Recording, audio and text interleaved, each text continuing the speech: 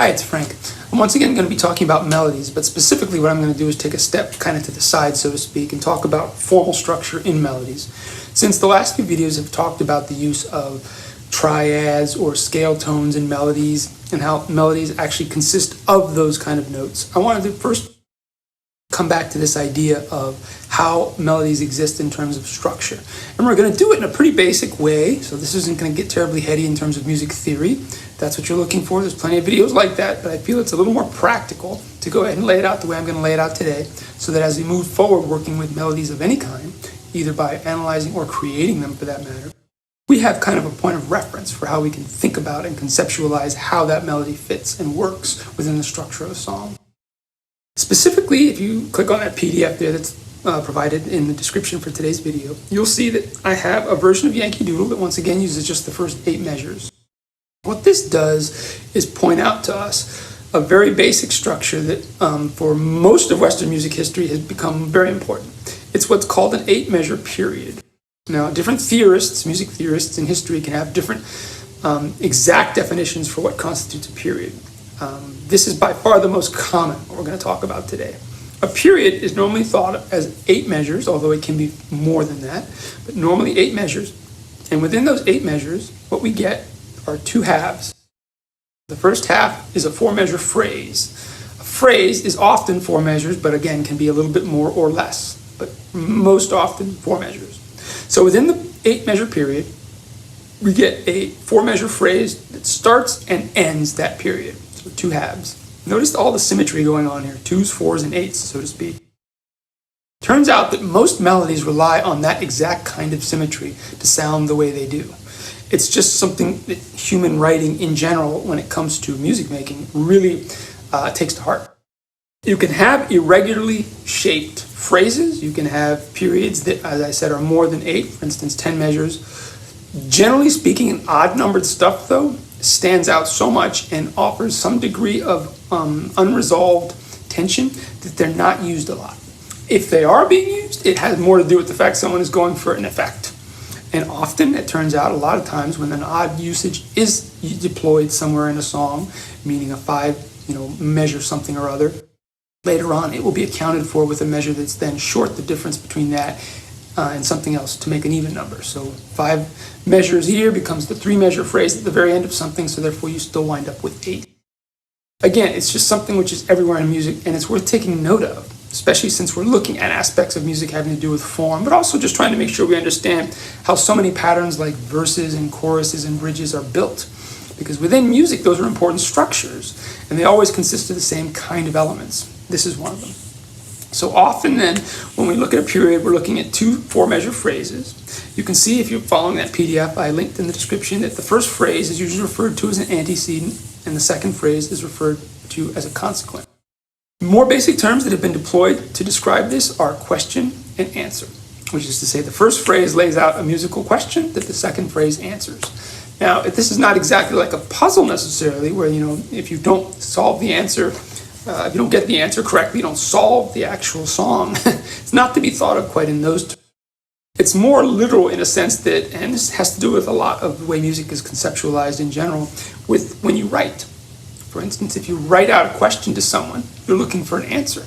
When that answer comes, you have a piece of information you either didn't have or hadn't thought about for one reason or another. So that's kind of what's going on when we take terms like question and answer and apply it here. A lot of what we use in music for formal analysis, as well as even more casual analysis for that matter, is borrowed from grammatical usage of words and the history of writing words and spoken words. So in this case, though, with that first phrase, we have exactly what we've heard before, and here we're in the key of C, so we're starting on tonic.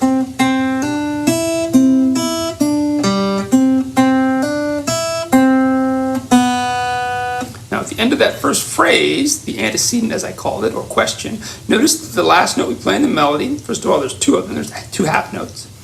It's, first of all, a tonic note in measure 4, followed by the leading tone, B as in boy, after it.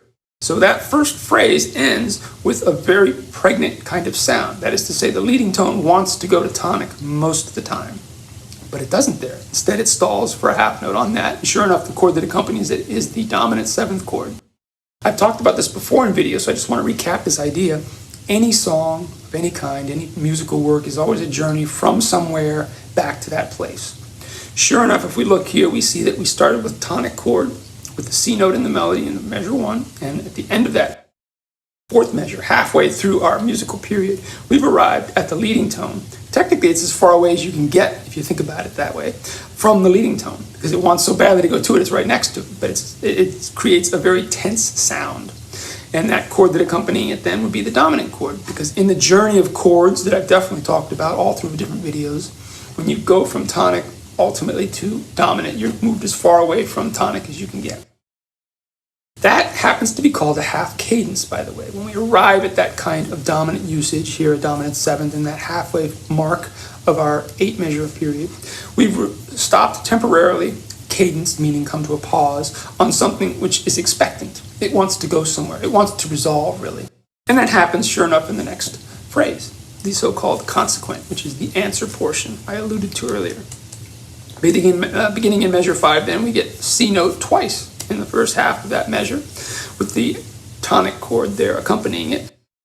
Unlike the second measure, because if you notice, the first and fifth measure are identical in terms of the melody and the harmony of the chord. Unlike the second measure, the sixth measure introduces the sub chord and a change in the melody. It's not identical to what we did, in other words, the measure directly above it. But what we do get right after that is the dominant seventh chord, once again in the penultimate, second last measure, before we resolve to the tonic chord there in measure 8. And we use not one but 2 tonic notes in the melody, again, both as half notes, just to make sure you know that is the tonic note. And that would be called most often a full cadence. There are other terms that sometimes get used, like perfect authentic cadence, imperfect authentic. There's even something called the deceptive cadence. But for now, just to keep this scope of this somewhat limited, we want to notice that when we got halfway through this 8-measure period, we had a half cadence that stopped, temporarily paused really, on the most pregnant of the chords in this key, the dominant seventh chord, before returning to the tonic, moving a little away from it by first visiting the subdominant, then coming back to the dominant seventh, and finally, once again, ending on C chord, meaning the tonic chord, the same one we started with what's called the full cadence. So this is kind of a rough blueprint, I would say, for what we're going to notice as we look at melodies, both large and small, because this is so often the way our ears perceive melodies as being kind of quote-unquote right or wrong. It's that symmetry. Notice the 2s, the 4s, and the 8s here in terms of all lengths involved. It's also the use of certain notes as we arrive at certain points in the song. We begin and end with tonic, but halfway through, where are we? We're on the actual leading tone, which of course is one of the most important notes in the scale, but also an important note in the 5/7 chord. That chord itself is a very pregnant sounding chord. It wants to go somewhere, it wants to resolve. So again, a lot going on here in a small amount, even though this is a fairly simple tune, obviously, and a lot of people have heard this, so it's not anything new. But I want you to be able to look at it in a way that maybe is a little different. So that way, the next time you take in a melody, either through something I present or that you have on your own, you've either figured out or written, you kind of have these elements in mind. All right, well, that's it for today. We'll continue looking at songs, at melodies, at different musical works, and talking a little bit more about how melodies work in general. This all leads up to the idea that we can take melodies and alter them slightly when we're arranging, or for that matter, start creating our own melodies if that's something you're interested in doing. For now, though, I'll leave you with this, and I hope you have a great week. Take care.